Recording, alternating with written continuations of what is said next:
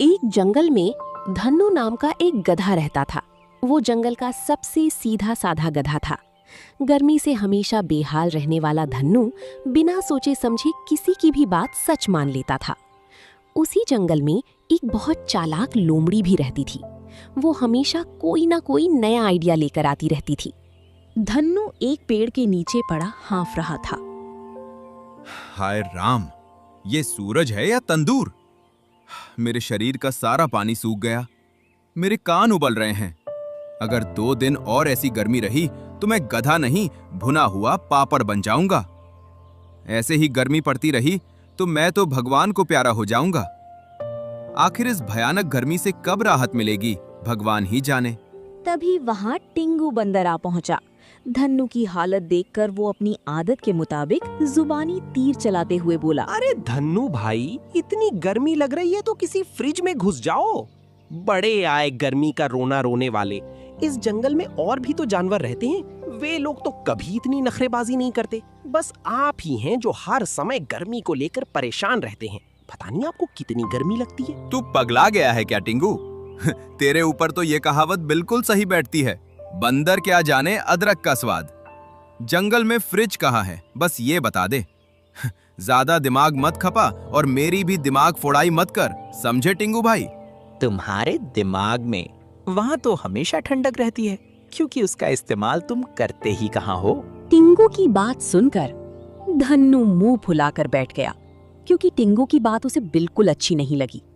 धन्नू की नाराजगी देखकर टिंगू मुस्कुराता हुआ वहां से चला गया। तभी चंपा लोमड़ी वहां पहुंची।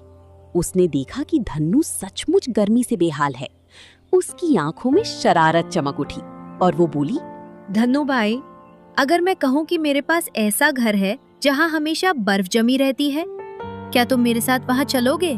वहाँ तो इतनी ठंडक रहती है कि मेरी हड्डियाँ तक कांपने लगती हैं। धन्नू खुशी से उछल पड़ा, जैसे उसके शरीर में जान आ गई हो।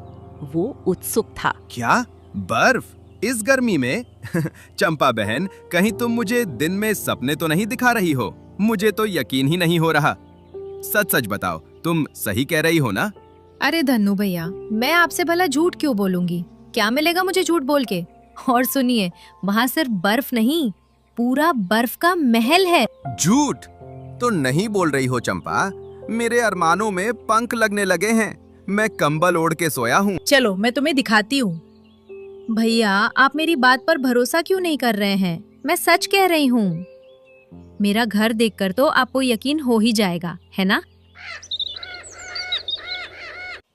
फिर क्या था, चंपा लोमड़ी धन्नू को अपने बर्फ वाले घर की ओर ले गई। कुछ ही देर में धन्नू को लगने लगा कि उसके सपने सच होने वाले हैं। जंगल के किनारे एक चमचमाता सफेद महल खड़ा था। धूप पड़ते ही वो ऐसे चमक रहा था मानो हीरों से बना हो। ये नजारा देखकर धन्नू की आंखें फटी की फटी रह गईं। वाह, ये तो किसी राजा का महल लगता है। और इसके अंदर तो इतनी ठंडक है कि हड्डियां तक कांप जाएं। गर्मी का तो नामो निशान ही नहीं है। चंपा बहन, तुम तो सचमुच जादूगर निकली। जादू नहीं, विज्ञान। कहो धन्नू भैया, मेरा बर्फ वाला महल कैसा लग रहा है? अब तो मेरी बात पर यकीन हो गया ना? पहले तो आप कह रहे थे कि मैं दिन में सपने दिखा रही हूँ, लेकिन अब अपनी आंखों से सब देख लिया ना भैया? अरे मेरी प्यारी चंपा बहन, तूने तो मुझे इस भयानक गर्मी से बचा लिया, नहीं तो सच कहता हूँ मेरी तो जान ही निकल जाती। हे भगवान, मेरी प्यारी चंपा बहन को कभी कोई तकलीफ मत देना। अगर किसी को दुख देना ही हो तो उसकी जगह मुझे दे देना, लेकिन मेरी चंपा बहन हमेशा खुश रहें। धन्नू, कुछ दिन के लिए मैं अपनी बहन सुरीली के पास जा रही हूँ। कुछ दिन में आऊंगी। तुम आराम से रहो और मजे करो, और मेरे बर्फ वाले घर को संभाल के रखना। ठीक है दीदी, आप फिक्र मत करिए, ये भाई आपके घर का पूरा ख्याल रखेगा। चंपा अपनी बहन के घर चली गई। फिर क्या था, धन्नू को गर्मी से निजात मिल गई थी। अब धन्नू जल्दी घर से नहीं निकलता था और ये बात जंगल में आग की तरह फैल गई। धन्नू बर्फ के महल में रहने लगा है। और अगले दिन चिंकू अचानक धन्नू से मिल जाता है। अरे धन्नू भाई, बहुत दिन से तुम दिख नहीं रहे हो। कहाँ रहते हो आजकल? बहुत शांत दिख रहे हो। गर्मी का कहर बहुत बढ़ गया है, हम लोगों की तो हालत खराब हो गई है। चिंकू, अब मैं बर्फ वाले घर में रहता हूँ। मुझे गर्मी नहीं, अब तो ठंडी लगती है। रात को तो कंबल ओढ़ के सोना पड़ता है। क्यों मजाक कर रहे हो धन्नू भैया? इस गर्मी में बर्फ वाला घर, मुझे बेवकूफ समझ रहे हो? अरे चिंकू, चलो मेरे साथ, कुछ पल मेरे साथ बिता लो, समझ में आ जाएगा मैं सही बोल रहा हो या झूठ। धन्नू चिंकू को लेकर बर्फ वाले घर लाता है, कुछ पल साथ बिताता है। फिर क्या था, चिंकू ठंडी से कांप जाता है। भैया आप बिल्कुल सही बोल रहे थे, आपकी तो सच में चांदी हो गई है। फिलहाल आपने जो कारनामा कर दिखाया है, उसके बाद तो आपको राजा घोषित कर देना चाहिए। नहीं पगले, ये बात किसी को बताना मत। और हाँ, अगर ज्यादा गर्मी लगे ना तो मेरी बर्फ वाली हवेली पर आ जाना, पूरा दिन ठंडी ठंडी हवा में आराम करना, फिर शाम को चले जाना। ठीक है भैया। चिंकू धन्नू का ठाट बाट देखकर अंदर ही अंदर जल रहा था। उसके मन में ईर्ष्या की आग धधक रही थी और उसकी जुबान इस राज को सबके सामने उगल देने के लिए बेचैन थी।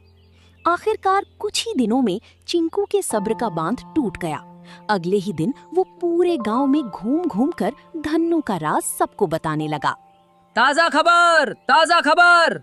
अरे चिंकू, क्या हुआ? क्यों गला फाड़ फाड़ कर चिल्ला रहे हो? क्या आप बक रहे हो चिंकू? इस गर्मी में भला बर्फ का महल कैसे बन सकता है? कहीं पागल वागल तो नहीं हो गए? लगता है तुम्हारा दिमाग भी गर्मी से काम करना बंद कर गया है। मैं सच बोल रहा हूँ, अगर यकीन नहीं हो रहा तो चलो मेरे साथ, अपनी आंखों से देखोगे तब तो मानोगे ना। कुछ ही घंटों में पूरा जंगल महल देखने पहुंच गया। धन्नू का ठाट देखकर सभी लोग हैरान हो गए। भीषण गर्मी से पूरा जंगल परेशान था। सभी जानवर राहत पाने की कोशिश कर रहे थे। इसी बीच धन्नू, भालू मामा और टिंगू एक घने पेड़ की ठंडी छाया में बैठे हैं। अरे धन्नू, ये कैसे कमाल कर दिया तूने? हम लोग गर्मी से परेशान हैं और तुम अकेले मजा मार रहे हो, ये गलत है। देखा मामा, दिमाग हो तो ऐसा, कमाल कर दिया ना। अब हमको गर्मी नहीं लगती, पूरी रात कंबल ओढ़ के सोना पड़ता है। कल तक गर्मी से रो रहे थे, आज ठंडी से परेशान हो गए। धन्नू भाई को देखो, दिमाग हो तो ऐसा। महान लोग रोते नहीं, रिसर्च करते हैं। टिंगू, टाइम आने दो, सब बता दूंगा, अभी गुप्त है। सभी जानवर धन्नू की खुशियों से परेशान थे। ये बात पूरे जंगल में फैल गई। एक कछुआ राजा शेर बहादुर के दरबार पहुंचा। महाराज, बड़ी खबर है, आप भी हैरान हो जाएंगे।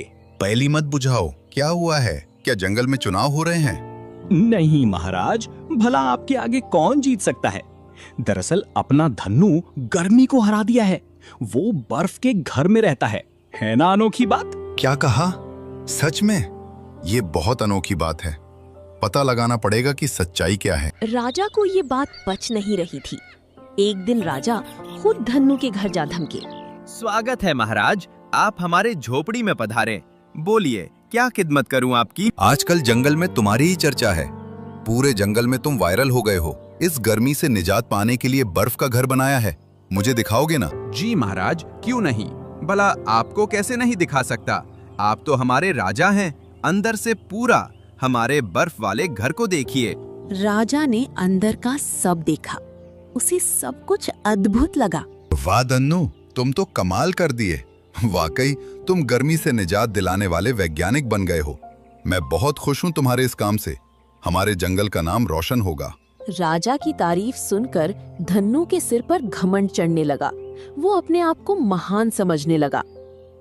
मैं महान हूँ, मेरे जैसा इस जंगल में कोई नहीं है। मैं इतिहास बनाऊंगा, मैं ही सबका कल्याण करूंगा। गर्मी प्रचंड रूप से चल रही थी। सभी जानवर बेहाल थे। इसी बीच राजा ने धन्नू को एक आदेश दिया। पूरे राज्य में 100 बर्फ महल बनाओ। सभी जानवरों को तभी गर्मी से राहत मिलेगी। जो भी खर्च आएगा सब राजशाही खजाने से मिलेगा। ये बात सुनकर धन्नू के पैरों तले जमीन खिसक गई। अरे, मुझे तो खुद नहीं पता ये कैसे बना। अब क्या करूं? अगर मेरा भंडा फूट गया तो सब कुछ बिगड़ जाएगा। क्या करूं? धन्नू परेशान रहा पूरी रात। लेकिन रात भर बारिश हुई। बारिश में बर्फ का घर गलकर पानी बन गया। अचानक धन्नू को चंपा की याद आई। वो चंपा के पास गया। दीदी, आप इतने दिनों से गायब हैं। मैं बहुत परेशान हूँ, मेरी समस्या का हल निकालो। क्या हुआ धन्नू, क्या परेशानी हो गई? चेहरे की हवाइयाँ क्यों उड़ी हुई है? बर्फ वाला घर उजड़ गया क्या? आप कैसे जानती है दीदी? हाँ, बर्फ वाला घर उजड़ गया। धन्नू, तुम बहुत भोले हो। तुम्हें सबक सिखाने के लिए मैंने सब किया। तुम आसानी से किसी बात को सच मान लेते हो। वो नमक का घर था। टेंशन मत लो, कल सुबह हम राजा के दरबार चलेंगे, तुम्हें कुछ भी नहीं होगा। ठीक है दीदी, बस आपका ही सहारा है, मुझे बचा लीजिए सबकी नजरों में गिरने से। इधर बर्फ वाला घर बारिश में धुल गया। ये बात जंगल में आग की तरह फैल गई। सभी लोग धन्नू का मजा ले रहे थे। अगली सुबह सभी राजा के दरबार में आए। धन्नू, तुमने पूरे जंगल वासियों का विश्वास तोड़ा है। तुमने झूठ का ड्रामा रचा। तुम्हें जंगल से निकाला जा सकता है। नहीं महाराज, इसमें धन्नू की कोई गलती नहीं है। धन्नू भोला है, वो किसी बात को सच मान लेता है। दरअसल मैंने धन्नू के सहारे जंगल के कट्टे पेड़ों को बचाने की कोशिश की। ओह चंपा, विस्तार से बताओ, क्या कहना चाह रही हो? महाराज, आजकल जंगल के पेड़ काटे जा रहे हैं, नए पौधे कोई नहीं लगा रहा। पौधों का हमारे लिए कितना महत्व है ये सब जानते हैं, लेकिन कोई नए पेड़ लगाना नहीं चाहता। पौधों की कमी ही गर्मी का मुख्य कारण है। बारिश की कमी भी इसी से है। महाराज, चंपा सही कह रही है। नए पौधों से हम सबका कल्याण होगा। धन्नू, तेरी एक गलती से हमको नई सीख मिली, इसके लिए धन्यवाद। तुम सच में हमारे जंगल के वैज्ञानिक हो। अब से सब मिलकर नए पेड़ लगाएंगे। ठहाके के साथ कहानी समाप्त होती है। दोस्तों, सच्ची समस्या का सच्चा हल ही काम आता है। जय हिंद, जय भारत।